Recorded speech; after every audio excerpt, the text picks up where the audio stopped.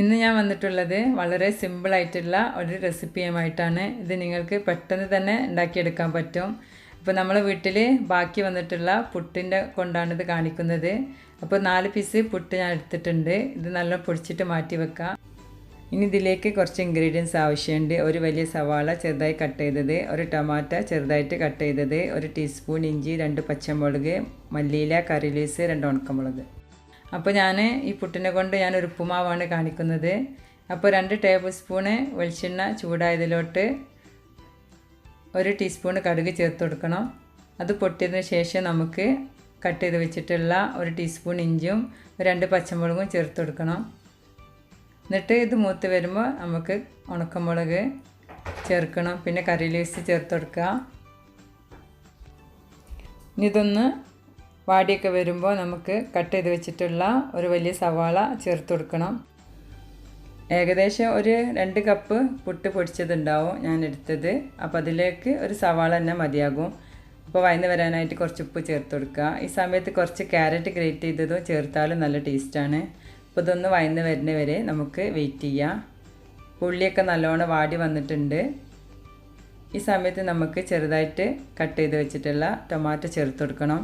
അപ്പോൾ ടൊമാറ്റോ ഇതിൽ കിടന്നിട്ട് നല്ലോണം ഒന്ന് വെന്ത് വരണം. അപ്പോൾ അതുവരെ നമുക്കൊന്ന് വെയിറ്റ് ചെയ്യാം. അപ്പോൾ തക്കാളിയൊക്കെ നല്ല വെന്തിക്കണം, നമുക്ക് നോക്കാം. ഇപ്പോൾ ടൊമാറ്റോ ഒക്കെ നല്ലോണം കുക്കായി വന്നിട്ടുണ്ട്. ഇനി ഇതിലേക്ക് നമുക്ക് കുറച്ച് പൊടികൾ ചേർത്ത് കൊടുക്കാനുണ്ട്. ഒരു 1/4 ടീസ്പൂൺ മഞ്ഞൾപ്പൊടി, ഒരു 1/4 ടീസ്പൂൺ മുളക് പൊടി. അപ്പോൾ മുളക് പൊടിൻ്റെ അളവൊന്നും കൂടണ്ട, കാരണം ഇത് കളറിന് വേണ്ടിയിട്ട് ഞാൻ ചേർത്തതാണ്. അപ്പോൾ ഇതിൻ്റെ പച്ചമണം മാറുന്ന വരെ ഒന്ന് വഴറ്റി കൊടുക്കുക.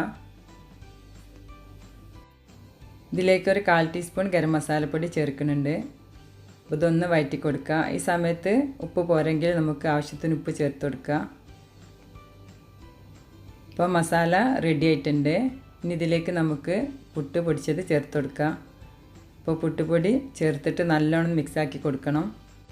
അപ്പോൾ ഈ മസാലയിലോട്ട് ഈ പുട്ടിൻ്റെ പൊടി നല്ലോണം ചേർത്തിട്ട് ഒന്ന് മിക്സാക്കിയിട്ട് എടുക്കുക.